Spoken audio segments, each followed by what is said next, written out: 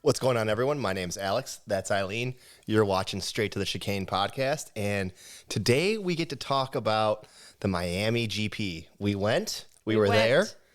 And we're going to talk about our experience, what we thought about the F1 Miami race, and a little bit about the race, and then what's going on next week. So, First of all, how are you?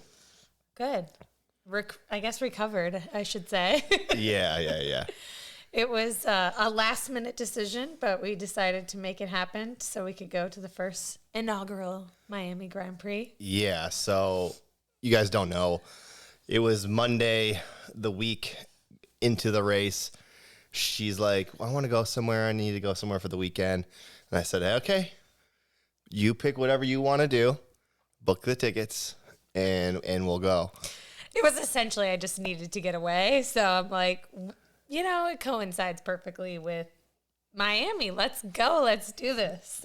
So we were able to sneak in some general admission packages. Yeah, so on Monday we booked flights, hotel, and general admission tickets for the Sunday for the race. And surprisingly, considering how expensive everything is in Miami, we were able to get pretty relatively good deal, I would say, for a hotel and a flight. Yeah.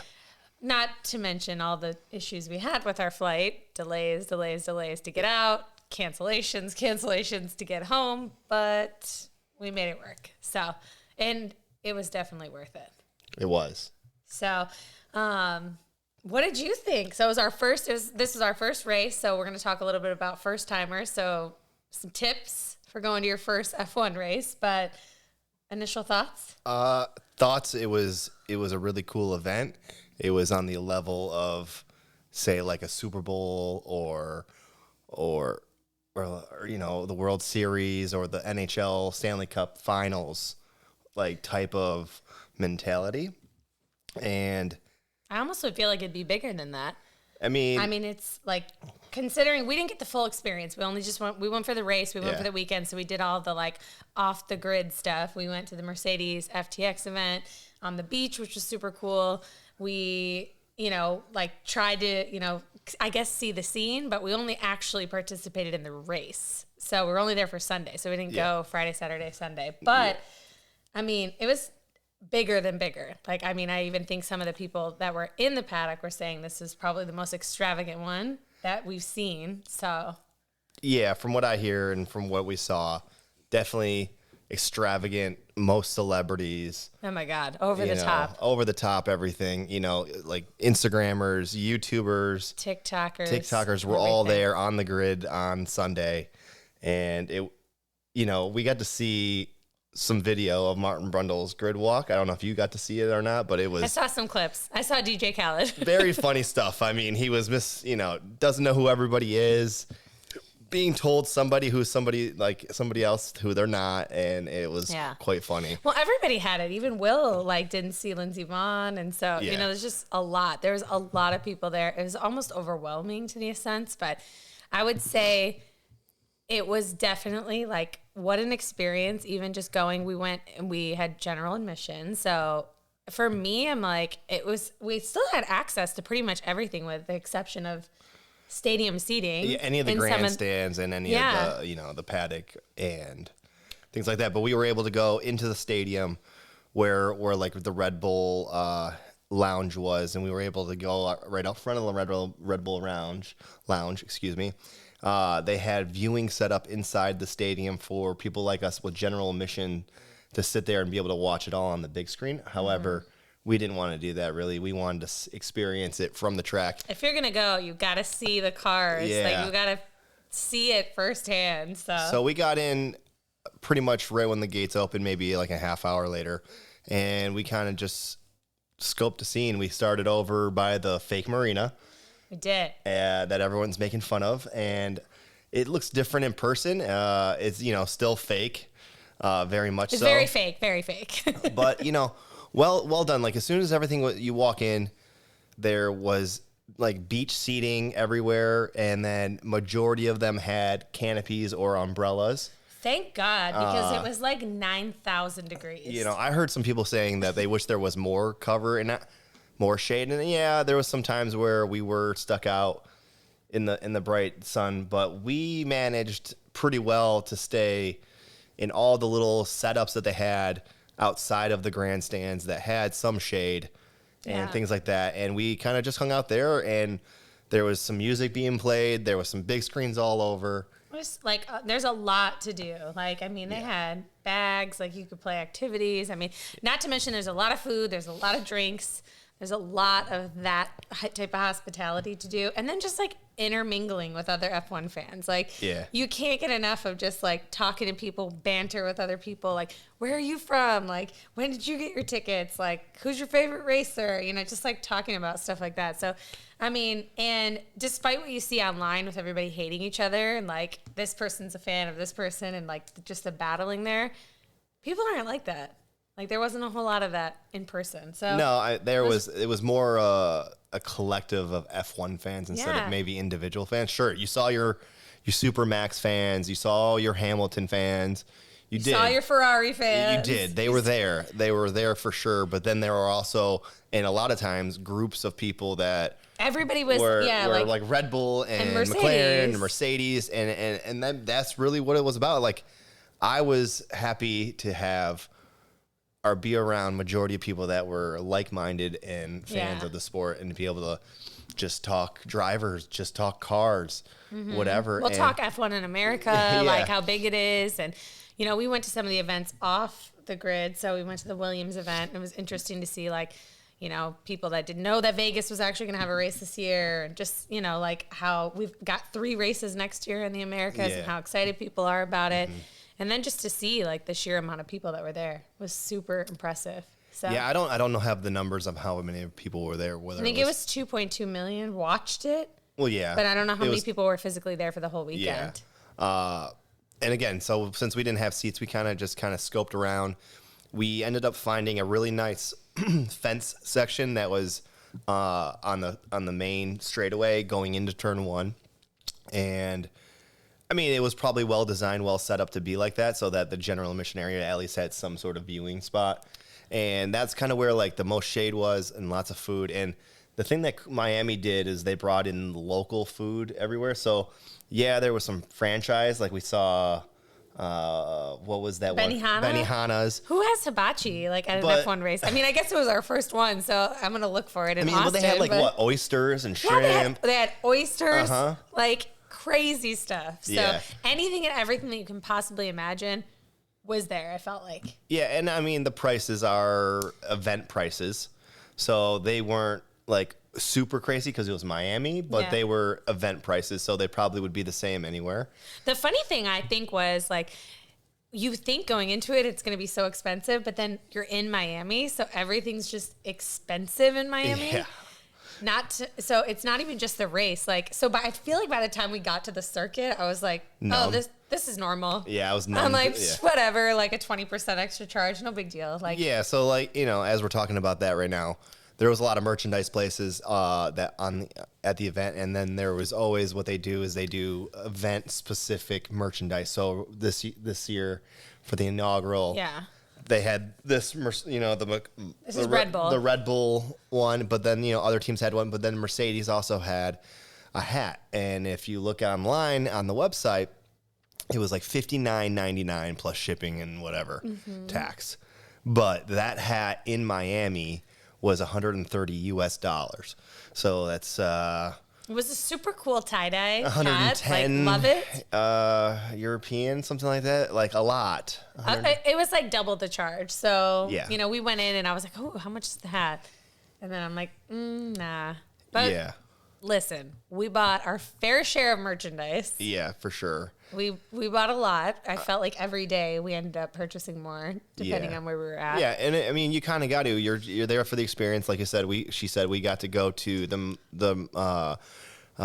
We went to the Williams event. Yeah, thank you. We went to the Williams pop-up shop, which was really cool. I think that was the best design. Yeah, no, it was super cool. Car with that local artwork. Then we were over at the Mercedes event that was on the beach, and they revealed their Miami specific Mad Dog Jones, his artwork on that car, and that was really cool too. That was the coolest event. I mean, you liked it? Yeah, well, yeah. I liked it because it was the most. Well, it's on the beach. Yeah, and there's like and it was free for us to get in during the day. Hold on, during the day. You're right, but it was also anyone that downloaded the NFT. Because it was an NFT giveaway, and that was your ticket to get in, and that was how we were able to get in. You should have worn your NFT shirt. Oh, maybe next time. So they also were just full on ambushing the whole entire NFT thing and really trying to pump it up and promote it. And the one for the ticket to get us in for free for the nighttime, yeah, that was the right way to go. Like that's the incentive. That's the utility for the reason for an NFT. And I figured that was good. But the one they were just giving away for the free T-shirt on the site, there's no utility other than you got a free T-shirt out of it. Well, with what Mercedes was doing is like you buy the NFT and you have the chance to win. You literally could win the car, which is crazy. Well, I didn't win anything, so we didn't win. But that was pretty cool. We had some other people who were playing. We played basketball at part of the event for 150 Bitcoin. Yeah, and there was a girl that we became friends with that she got all the shots. She made all three in a row and got super got the free impressive. Money, for sure. So it was fun. We were there for the actual reveal of the livery with Mad Dog Jones. So that was pretty exciting to see. We were able to see Lewis's car from last year up front and close with the livery from this year. I kept thinking it was this year's model, and Alex was really giving me shit about it. It was last year's. But yeah, so that was cool. They had all their cars out front. Then they had artists. Lewis ended up going on Saturday night. Yeah, we missed that. But no, that was super cool. They had a Pirelli store where you could see the tires, which I did not realize how big they are. It's crazy how big they are. So that was cool to touch and actually feel the difference between the tires. They had a $4,000 Pirelli speaker that was signed by Sergio. Yeah, which was pretty cool. But that's a little bit of our price point. It's a little bit above our pay scale. Yeah. So every team pretty much had some sort of location event place. McLaren had this thing called the Speed Shop, which was invite only. And unfortunately, I was on the site early enough to get tickets to go. However, at that time, it was before we were even going to go to Miami. So they were all sold out well before the week even started, which was pretty crazy. And we didn't get to go to the McLaren one because of that. Red Bull, they were in main downtown Miami I think it's called Waywood or Wynwood. I think Wynwood, yeah. Yeah, and we didn't get to go to that either, but that was a really cool event. They also had a lot of sim racing. So right now they're promoting the F1 2022 race, new game, which is going to be cross-platform. So you can be able to play it on an Xbox and play somebody that's on a PC or PlayStation. So now it doesn't matter what system you have, you can all play and join. And a lot of other games have started to do that over the past few years. And it's good to see that Formula One has embraced that. They also embraced VR. So if you are into VR and into gaming, this F1 game is going to be crazy with the whole...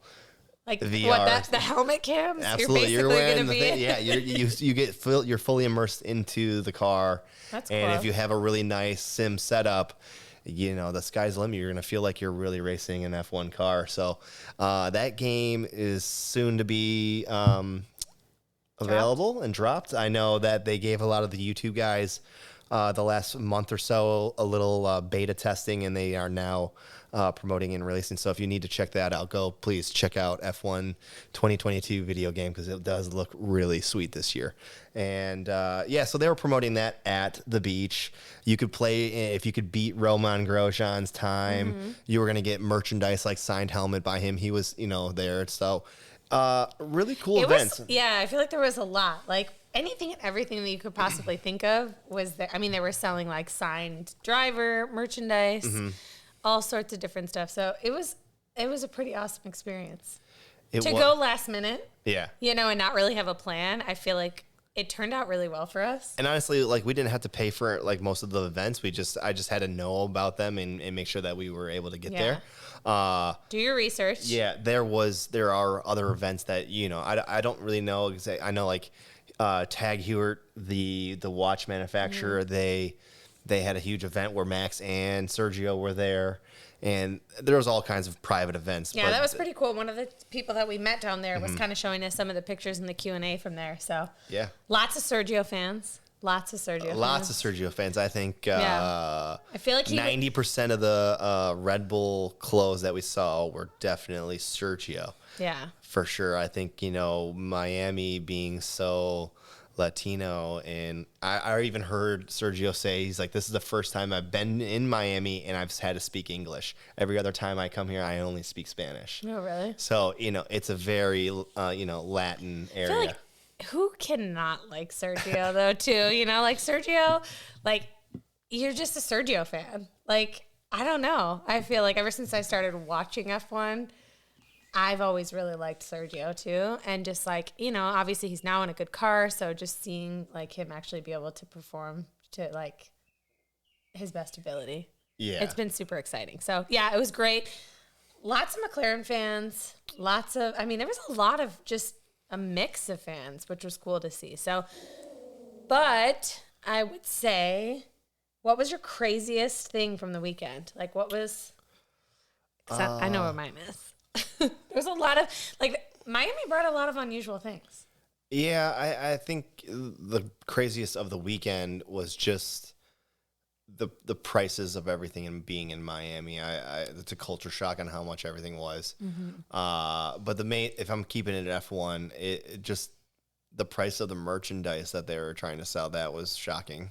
I guess it's all financially related. I don't know. Sorry. Oh my God. I'm like, for me, okay, so a lot happened this weekend, you guys. Yeah. A lot.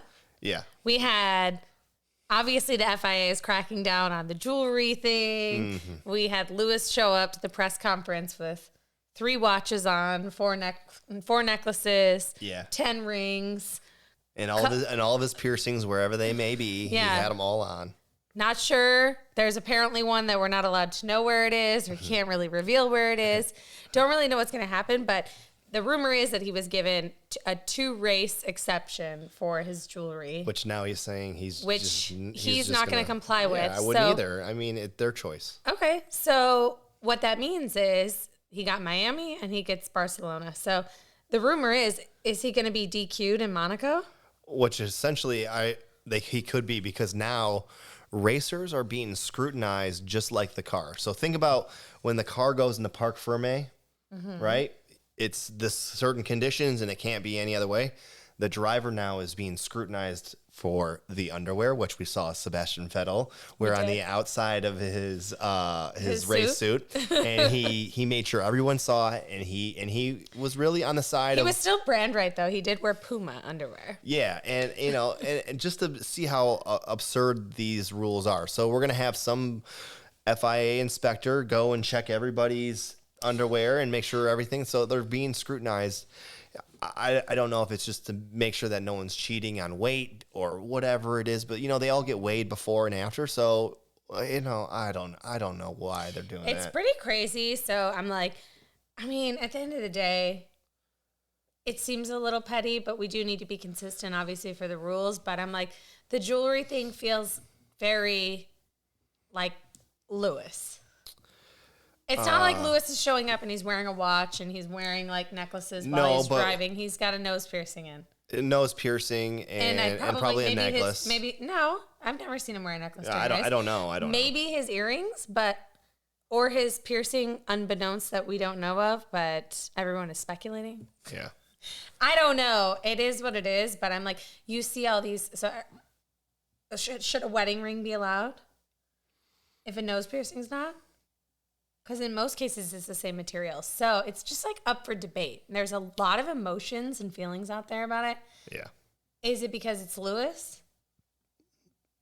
75%?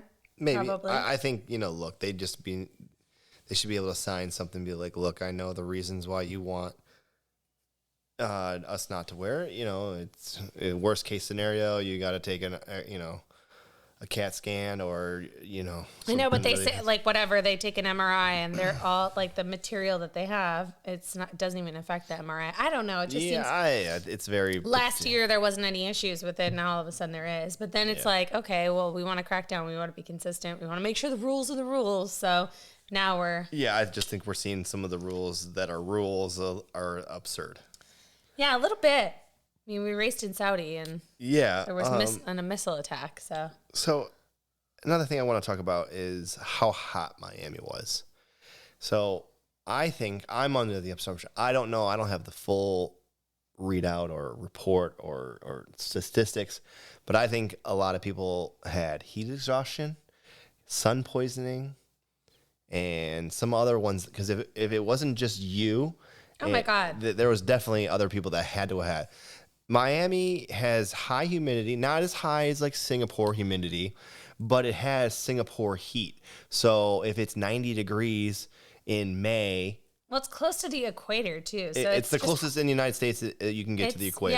Yeah, it was so hot. I mean, So my opinion, and I've talked to a few other people that feel the same way, and I'm sure you would too. And I think it should be a night race, or not a night race, but like one of those evening races, like right at sunset, like Abu Dhabi. Exactly. It should not be a middle of the day at 3:30 hot. When the sun is at its highest. The track temps. I'm gonna speak in American. They were like over 120 degrees Fahrenheit. In Celsius, I don't know, 40. No, not 40. something like that. But really, really hot, 90. absurdly hot. Like you could cook an egg on the asphalt. Oh my God, it was so hot. And you think about it, so like I kept saying, so the rumor is that Carlos didn't have access to his drink the whole time. Which we heard, yeah. And he was just like exhausted at the end of the race. They all were. And then not to mention, like they only get, 3 kilos? 3 liters or whatever. 3 liters of water, which some teams, like the McLaren team, was trying to cut weight, so they didn't put all the water in. They only put 1 liter in. And I'm like, I literally was like so hot and like dying, and we were in shade at some points, not in a race suit, nope. Not in fireproof underwear, not in a helmet, not racing for 70 laps. Like, this is crazy. So, and I was dying, and I got sun poisoning. Yeah, so I would suggest it's still a party. You still do a lot of stuff during the day there, because it is an event, and it's more of a event of who's who, because they had the beach, they had the marina, they had the little clubs there that you could pay for the cabanas, you could pay for those little extra things, and they had DJs. It was more of a party, and like I think that you still do that during the day, but the race needs to be at sunset or at dusk, however you want to call it. No, I know. I can't even imagine how they felt. Because we have some friends that do another podcast. They had actual seats, and they were dead. They were dead. They wanted to be close to their seats near the start of the race, but then they were hiding underneath the bleachers or whatever to stay in the shade, to stay cool before the actual start of the race. But then they're missing part of the event by staying underneath the bleachers. Yeah. You know what I mean? Like, instead of being out. So I think they either need to add more shade everywhere, or it needs to be an evening race. Mm-hmm. And it's probably, in my opinion, the amount of money they've already spent just to add more like lights seems like that's the right way to go. And we know that Miami is going to be 10 years? 10-year deal. 10-year contract. That's so right. Like, definitely amazing experience, super cool. Yeah. Not the most exciting race until the safety car. But it was a good track. I feel like everyone was getting to know it. I mean, obviously we saw a couple of red flags in practice and qualifying, and just like the issue, I think it was turn 13, with like just not having the protection, like the 51G accident for Ocon. And so hopefully they'll make some changes with that, because obviously that was the most dangerous corner. Even though it was like the most dangerous, slowest. And I don't know. Yeah, but I think you come into it hot, and then it's like 13, 14, 15 all at the same time. Yeah, because it's all like breaking. Yeah, you're right.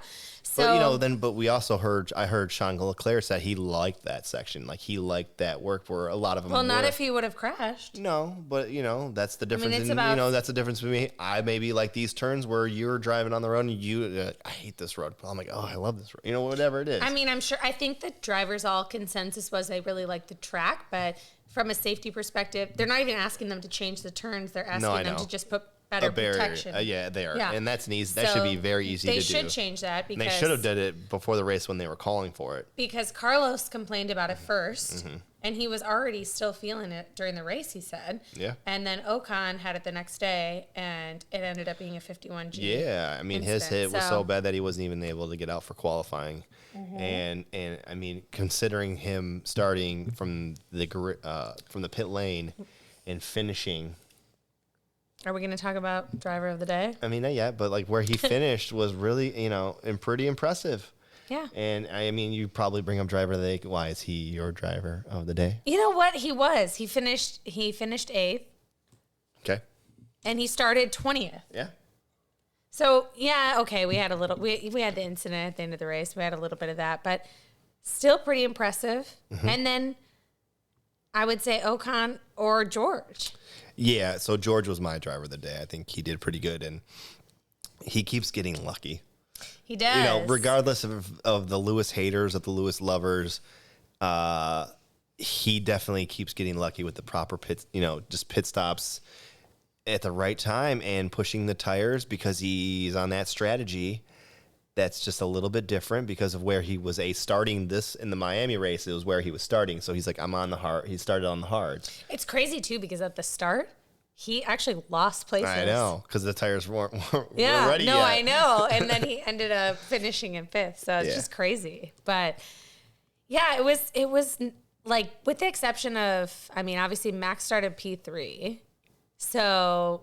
And he had a really, really good start. And he had a good start. He only overtook Carlos. But that's what he needed to do, because if he didn't do that, there would have been the 2 Ferraris in front, and then Carlos could have set the He would have easily got past Carlos. I mean, eventually, look how fast he got past Leclerc pretty quickly and with one DRS. The straight line speed on the Red Bull. I know. Fast. Well, I should say just Max, because Sergio had the issue this weekend. Which was definitely an issue. I saw the readouts on his power. 4 seconds. It was a lot, and there was definitely some issues, and it wasn't just the toe. And that's look at that's Red Bull on the radio just not wanting to give up any information. You know what I mean? It's just so weird that he's like, man, no, it just lost a toe. And Sergio's like, no, dude, come on. Yeah. You know. Yep, I know. He wasn't having it. Yeah. But no, I mean, Max had the good overtake, and then he was just like, I'm out of here. Domination. It was another Max-dominated race. So, like, as soon as he got into the lead, I think it was just like game over from there. Even after the safety car, like, the restart was good. Yeah. There was really no issues after he took the lead. I've watched the race. I've watched the 30-minute race. I've watched the full-length race. I've watched some just in-car stuff. You watched it live. Watched it live. And, speaking of us watching it live, I guess, after the first lap, after we watched everyone make it through turn 1, which was kind of surprising that everybody... Oh, my God, I know. We were expecting chaos. Yeah, we kind of went down to... around where turn 1 was. There was a small little section of fencing that was open. It was kind of in between where the photographers are and then one of the grandstands at turn 1, and we were able to see some pretty good moves there. I think we were there during lap 8 to see where Max overtook that. We were standing there for that, so we got to see that, which was pretty cool. Then we kind of just made our way down to where kind of turn 3 kind of starts their big banking turn where it kind of goes around to the other side of the big stadium where the podium was. So we got to watch from turn 3 really the rest of the race. We watched it from behind the what are those guys that are on the side of the road? I've lost my track of mine. The stewards? The stewards, yeah. So there was not the stewards, but the ones that the flag wavers and why am I blanking on that? I'm having a blank either. If you can help us and tell us what it is. I know what they are. Yeah. So we kind of stood behind them and we watched some of the photographers walk by, and that was really probably one of the best views we were going to be able to get. Is it because we saw Kim Milliman? Well, yeah, I'm a huge fan of Kim Milliman, and he was definitely there. We saw him. for everyone that doesn't know who Kim Milliman is, Kim Milliman is a F1 photographer. He has his own company. He's based out of Australia, and he, for the last few years, has been to probably, from what my understanding, every single F1 race, and he does a lot of the high-end photography for them. And most of the photos that you see on social media through F1 and other people that purchase his art and photos, it's mostly his work that you're seeing. You know, yeah, granted, there's other photographers out there, but he is one of the top ones out there for sure. He's also a famous YouTuber, and you should follow him. He's definitely embedded in Formula One. He does other racing too, but Formula One is definitely his bread and butter and the sole thing that he does and talks about. And he has really good access. Yeah, it was super cool. I mean, we saw him twice. We saw him at the beginning of the race. We saw him in the middle of the race when he came down. So pretty exciting. So, so yes, the race, we're not going to talk a whole lot about it, but it was max domination from basically lap 8 on, and that was it. We saw a little bit of a challenge between Carlos and Perez. We saw the Bottas, Russell, Hamilton craziness. And then Bottas had a tough turn near the end there and kind of lost out a couple spots too. Yeah. So, I mean, it got exciting at the end. The safety car definitely brought out a little bit of excitement. Like we said earlier, George definitely benefited. He hadn't pitted yet, so he got the easy pit stop during the safety car. Which was, you know, hey, you win some, you lose some type of thing. Yeah, so because of that, what do you think of that? The reason for the restart, the reason for the yellow flag was Lando Norris and Pierre. So Pierre made a huge mistake, went wide, didn't have any grip coming around, and a car passed. I think it was, I forget who went by. And then Lando was right behind that person, kind of just passing Gasly. And Gasly was not really looking, paying attention, and kind of clipped him pretty hard. And Gasly was on the radio talking to his pit crew when it all happened. And you could hear it all live as it happened. And definitely didn't know. So my thing is, did you hear Lando talk about it after the race? I did, yeah. So he said it was like, maybe his fault, more of a racing incident, right? No, he said, he was like, well, he was already talking about how he had made a mistake. Yeah. Why did he even try? Right. And so my thing is, I think it was Gasly's fault for sure. Mm-hmm. He was at the fault. He should have been aware, especially making the mistake coming out into that turn and coming out of it. Like, he was definitely going to get swallowed up. He knew there was other drivers all right around him the whole time, too. Yeah. Well, we did meet somebody at the airport that did get some of Lando Norris's car, supposedly. So at the end of the race, which happens everywhere, and if you've been to a race, you probably already know, fans get on the track, and they all run to the podium to watch the podium ceremony. What a freaking experience. And, so we met a guy at the airport leaving. He had a piece of styrofoam that was from the floorboard of Lando, and I think that's what he said, is he got it when they opened the gates to the track to let everybody on. Yeah. And speaking of that, we were at the perfect spot because turn 3, where we watched most of the race, is the first main entrance onto the track that's the closest to the podium, which is, I forget if it's at the end of turn 3, because turn 3 was a huge, big one. No, it's like in the middle of it. Yeah, and so it's end of 3 going into 4. Right next to the marshals. Thank you. I'm like, the marshals. I just clicked. Yes, and yes, you're right. It was the marshals. So easy to forget. Dang it. Yeah, so once the marshals opened the gates for us, it was a little bit of a stampede. We were there. Oh my God! For a minute, I think I got ran over by a couple. Like, I was just making sure that you didn't fall down, because it was, until everyone got onto the track, it was a stampede because there was a lot of people, and we were there kind of early, so we were at the front of it, and people were chanting to open the gate.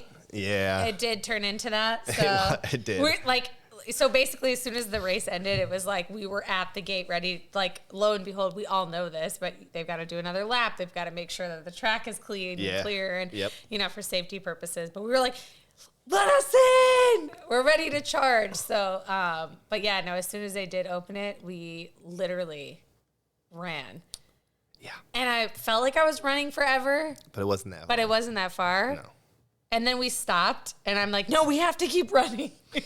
Yeah, we got there, and surprisingly, thankfully, there wasn't a whole lot of people there. There was definitely people there, But we got really close. We were probably, 5 or 6 people from the front of the gate, and then that was right where the podium was. So we were within under 100 feet or so, maybe 110 feet from the podium to watch the ceremony, which was for the first experience.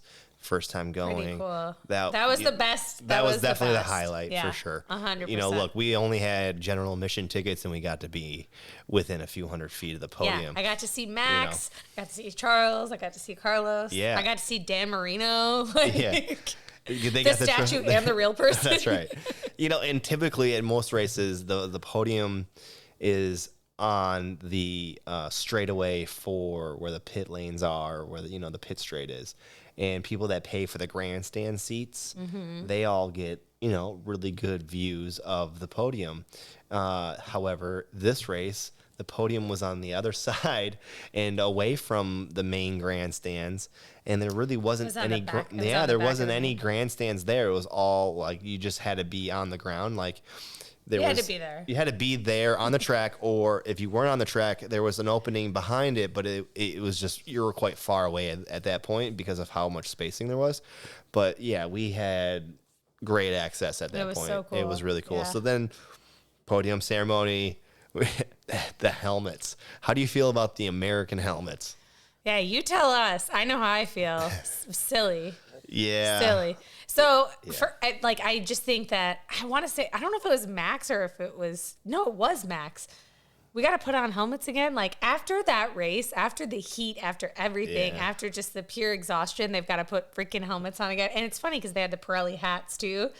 But, I get it. You explained it, the whole Dan Marino, the whole Miami. Yeah. I mean, we're at the Hard Rock, where stadium. They play and, embracing the sport. And we want to be different, like you want it to be fun or whatever. Like we've seen different hats. Well, so Moscow, years ago, they had the big bomber hats, the Russian hats. We've seen cowboy hats. We have, Texas. and we've seen the Mexican. Yeah, we've seen hats. The sombreros. So yeah. I get it. Yeah, it was different. It was interesting, but I do feel for the racers, especially after having to put a helmet on after wearing it for 2 hours straight. Needed it. Now, if it's a evening race, sure, go ahead, because they wouldn't have been as hot and tired. Petition for an evening race. And I think it needs to. I think somebody needs to bring that up. It's not just me. I mentioned it in the survey that Formula One had sent to me. So I gave them my 2 cents. However, it's just my 2 cents. So yeah, we'll see. What else you got for the race? I don't know. I don't think anything else. I mean, there was a lot, I feel like, to unpack. I feel like I'm probably forgetting something. Yeah. It was a great weekend. It was like a super fun experience. It was a lot. I would say for people who, if you've made it this far, if you're a first time going to a Formula One race as a female, or even as a guy, like anybody, I wore jeans. Please do not ever. I didn't wear jeans. Don't ever do it. A lot of people wear pants, but I don't know. A lot of people were wearing jeans, but I wore jean shorts. I will never do that ever again. Don't forget sunscreen, especially just reapply it. But no, be comfortable. I would say that was a big thing, is just, packing to be comfortable. You're probably going to end up changing into some type of merch anyways. Yeah. Make sure you hydrate. So, if you read the rules to get in the access, in other countries at other venues, they might be way stricter. However, this Miami one was not very strict. They say you can only bring in one 20-ounce water bottle, and you can refill it at the refilling stations all you'd like. Then they say you can't really bring any professional cameras in. And to be honest, we could have brought in whatever size water bottle you wanted. Multiple ones, really. Could have brought probably even alcohol. The way we got searched was 0. Yeah. I could have brought in my big camera if I wanted to, and I just didn't, want to bring it. So you can. They did stop it. And I've heard over in Austin too, it's kind of the same way. Fairly lax on that. But I wore pretty much a bathing suit and a white shirt like this, and just needed to change the shirt every so often because it was very hot and sweaty, and then it would rain for a sprinkle. Yeah, I forgot it rained too. Because that's what it does in Florida. It gets so hot, they get so humid, it rains. It might not rain where you're standing, but it might rain 20, 30 feet away. And it rained in Miami. It rained in the race. It didn't rain hard enough to even affect the track because the track was so hot. As soon as it hit the track, it just... I think it rained before, but... It did, but it boiled away. You know, there were some rain showers that came through, but it kind of really just made it worse for the people that were trapped outside because everything got soaked and wet, and then it got humid again, and everything dry. You know, it was just... Yeah. It needs to be an evening race. I don't know how I see people that are like hella cute, like fashionable, like heels, like makeup done. I'm like, I was on fire wearing sneakers, like just trying to be comfortable. But like, I looked like a crazy person, I feel like, at the end of the race. If you saw our teaser, you know what I looked like at the end of the race. It was hot. It was crazy. I didn't even worry about trying to be cute. But I would say... First experience, one day. I mean, I'm giving it a 10 because, like, for me, just seeing the cars on track, I got to see the drivers, like, during the drivers' parade. Like, being able to see them, I'm like, did I just see them? Like, for real? Like, we're friends now. You know, so just the experience of that. And, like, I don't know, like, just being in the environment was, like, such a cool experience for me. So I can't wait. We're going to Austin. We're going every day. Austin's going to be a really big deal for us. Yeah, to break down Austin a little bit, we have an RV. We're RVing from Detroit, Michigan, which is about 14-hour drive, 15-hour drive normally without an RV. So it's going to be a little longer. And we're staying on the campsite, not directly on the track. They do have campsites available with power and water that are right next to the track where you could literally watch the race from your RV. However, that's a little bit out of our price point. And about less than a mile, quarter mile, half mile, whatever it is the no power, no water hookup area. We're making ourselves sound like really cool. We are. But it is because it still sells out at this RV place, which is on the track at Coda. It is the Coda campground. It's just, we're a little bit of ways away, about a half-mile walk or whatever, and we got a really nice RV, which will keep us AC cooled, all of our drinks cooled, and us every day. So we're going to do the full experience for Austin. We tried to do it for Miami. We had a lot of extra BS that happened. Our car got impounded. Our flights got delayed. So, we stayed on South Beach. We didn't stay in Miami Gardens. So it's just, you know, we had a different experience, and we only went for one day. So so that's the thing, you know, continuing about Miami is the racetrack is 20 minutes, 30 minutes away from South Beach. Now, anyone that thinks of Miami, you know, first comes to my head, it is the epitome of South Beach, right? Yeah.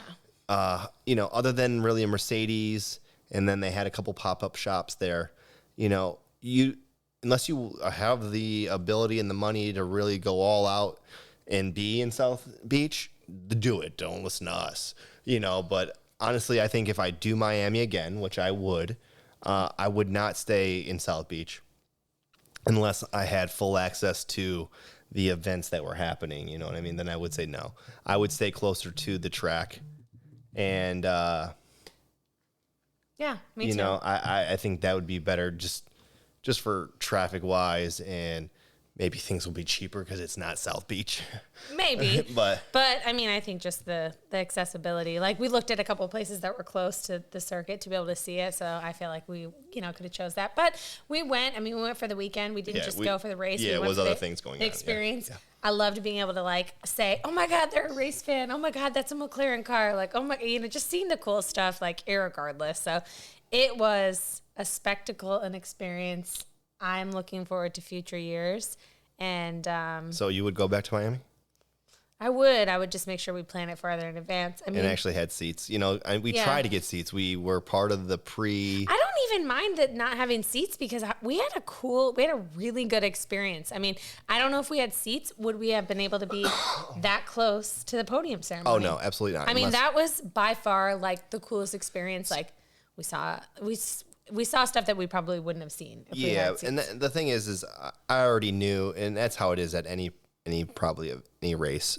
It's like that at most events. If you want to go and get to a certain access right at the end of the race, you kind of can't be sitting in the grandstand. You have to go and get closer to something, you know? So we just lucked out that we were watching and had a really good viewpoint at turn 3 where there was an entrance that they opened up for everybody. Yeah, super cool.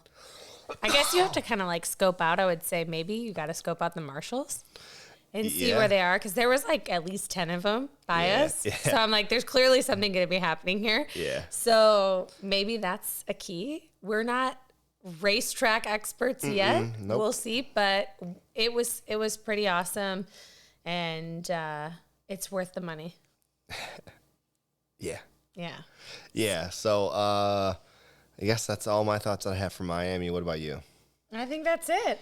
So we're gearing up for race week. We're right on the cusp of race week again for Barcelona. Yeah, which is a racetrack that the teams are very familiar with, and I've already heard that a lot of teams are already bringing upgrades for this. Tons of upgrades. I think Red Bull's bringing upgrades. Mercedes is bringing upgrades. Ferrari, I'm sure McLaren. I'm sure they're all bringing upgrades. Yeah. So there's to be some changes. Yeah, the next race is Barcelona, and it should be a good one. We've got a double header. Yeah. Oh, yeah, because right after that's Monaco. Yes. We are getting into it. We're getting in the thick of it. I know. What's going on? This is going by fast. It is. I mean, we're only that was literally, Miami was round 5. So let's not get ahead of ourselves. So the big thing that I hope Mercedes and Lewis kind of figure out what's going on, and they come back here in Barcelona, because again, this is a track that most teams are familiar with. Most teams can handle practice. Yeah. So we'll see, but it is getting to be a closer battle. It was Ferrari totally out of the gates, like totally blowing everybody away. Red Bull's gearing back up. Max is right there. I mean, really, hold on. If Max didn't have those 2 DNFs because of the car, untouchable. He would be so far gone.